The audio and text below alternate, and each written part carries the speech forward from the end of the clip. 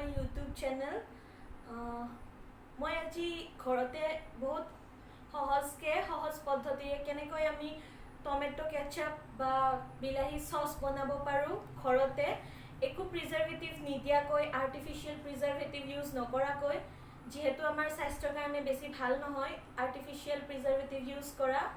তেনেহ'লে আহকচোন কেনেকৈ ঘৰতে সহজে আমি বনাব পাৰোঁ চাওঁচোন। এতিয়া মই ইয়াতে 1 কেজি বিলাহী লৈ লৈছোঁ। বিলাহীখিনি মই ধুই কিনে ভালদৰে চাফা কৰি পানীটো শুকুৱাই কিনে কাটি লৈছোঁ। আৰু মই 4 ফাল কৰি কিনে বিলাহীখিনি কুকাৰতে দি দিছোঁ। আপোনালোকে দুফাল কৰিও দিব পাৰে যদি বিলাহীখিনি বেছি পকা হয়, আৰু 4 ফাল কৰি দিলে সোনকালে সিজে বাৰু। এতিয়া মই আধা কাপ পানী দিছোঁ ইয়াতে।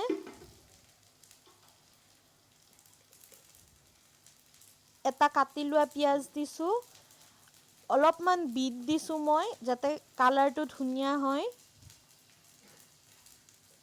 আৰু অলপমান আদা আৰু নহৰু দি দিছোঁ।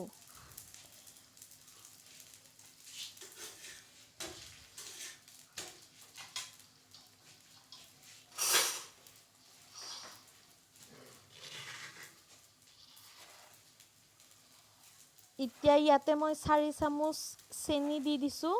চেনিটো আপোনালোকে প্ৰয়োজন অনুসৰি দিব, কম বেছি কৰি দিব পাৰে।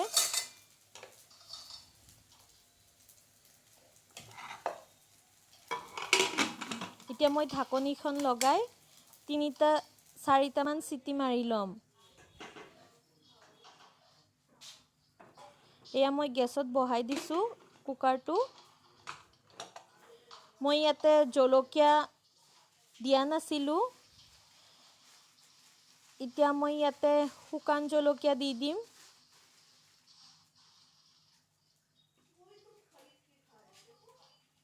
জ্বলাটো আপোনালোকে নিজৰ মন পচন্দৰে দিব, যোনে যিমান জ্বলা খায়। অলপ বেছিকৈও দিব পাৰে, বা যদি সৰু ল'ৰা ছোৱালী থাকে ঘৰত কম কৰিও দিব পাৰে। এতিয়া ঢাকোনখন মাৰি দিম।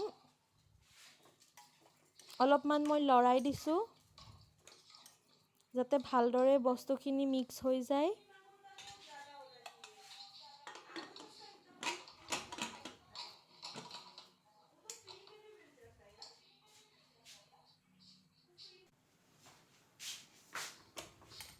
এতিয়া আমাৰ কুকাৰটো হুইচেল মাৰিলে 3-4টামান মই চিটি লগাই লৈছোঁ ইয়াতে। আৰু ঢাকনখন খুলি এতিয়া মই অলপ ঠাণ্ডা হ'বলৈ দিম।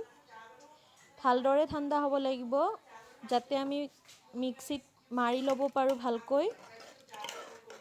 দেখিছে নহয় আপোনালোকে, বিলাহীখিনি গোটেইখিনি ভালদৰে গলি গৈছে।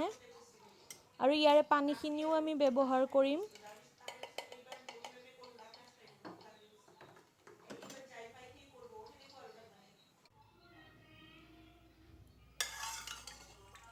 এতিয়া আমি বিলাহীখিনি ঠাণ্ডা হৈ যোৱাৰ পিছত ভালদৰে মিক্সিৰ ব্লেণ্ড কৰি ল'ম ভালদৰে।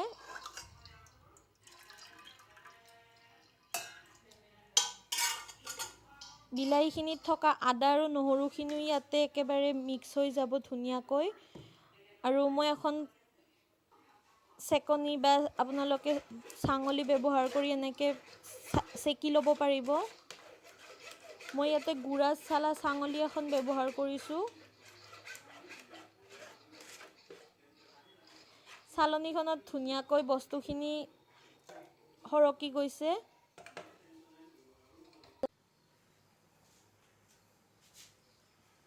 ইয়াৰে মই গুটিখিনি পেলাই দিছোঁ, ব্যৱহাৰ কৰা নাই। আৰু এতিয়া মই কেৰাহী এখন গৰম কৰি বহাই দিম। আৰু আমি পেষ্টখিনি ধুনীয়াকৈ ইয়াতে কেৰাহীত বহাই দি কিনে অলপ লৰাই থাকিম ঘনে ঘনে, চাব যাতে তলত লাগি নাযায়। আৰু ইয়াতে মই তেঁতেলীৰ ৰস দি দিছোঁ, লগতে নেমুৰ ৰসো দি দিছোঁ অলপ মিক্স কৰি, যাতে বহুদিনলৈকে ভালে থাকে। ভিনেগাৰো ইউজ কৰিব পাৰে আপোনালোকে। মোৰ ভিনেগাৰ শেষ হৈছে কাৰণে মই নেমুৰ ৰস দিছোঁ।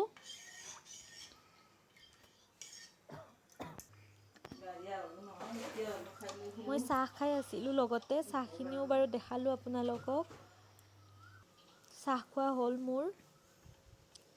এতিয়া আমি এইখিনি ধুনীয়াকৈ লৰাই থাকিম একেবাৰে ডাঠ হৈ যোৱালৈকে। ইয়াতে মই ক'লা নিমখ দিছিলোঁ, সেইটো দেখুওৱা নহ'ল বাৰু। আপোনালোকে দি দিব নিমখখিনি চাই কিনে, আন্দাজমতে দি দিব।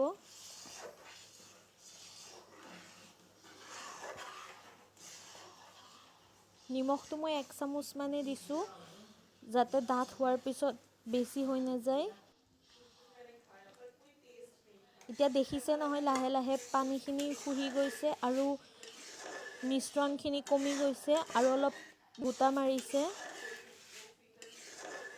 আমি চচখিনি পাৰফেক্ট হৈছেনে নাই এনেকৈ এখন প্লেট লৈ অকণমান দি কিনে চাব পাৰোঁ। যদি ইয়াৰ পৰা পানীটো ওলাই নাহে তেতিয়াহ'লে আমাৰ চচখিনি পাৰফেক্ট হৈ গৈছে, খাবলৈ হৈ গৈছে পাৰফেক্টলি। আৰু অলপ টাইম ৰাখি মই গেছটো অফ কৰি দিম।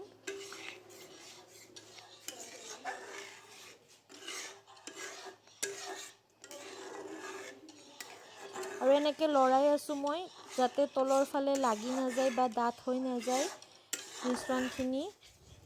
এতিয়া গেছটো অফ কৰি দিলোঁ মই ভালকৈ উতলি অহাৰ পিছত, আৰু ঠাণ্ডা হ'বলৈ মই কেৰাহীখনতে ৰাখি দিছোঁ।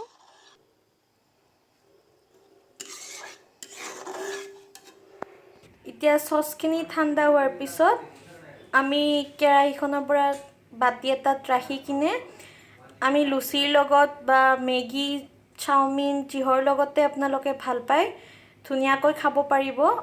আৰু মই এইখিনি বটলত ভৰাই 1 মাহ 2 মাহমানলৈকে ফ্ৰিজত ভৰাই ৰাখিব পাৰিম।